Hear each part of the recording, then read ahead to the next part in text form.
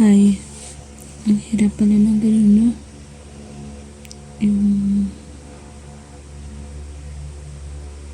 alam mo yun na, alam mo na hindi ka papanigan ng taong mahal mo or in-expect mo pero sige ka pa rin. Ang sakit isipin na kahit na anong gawin mo, kahit na anong magandang bagay na gawin mo, hindi niya makikita yon as long nandun yung mahal niya talaga.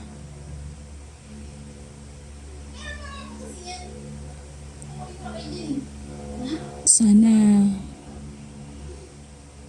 one day maging matigas na yung puso ko sa kanya. Lagi kong pinagdadasal na pero hindi ko kaya eh. Hindi ko kaya na tumigas yung puso ko para sa kanya.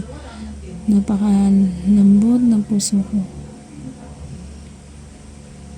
Ewan ko ba?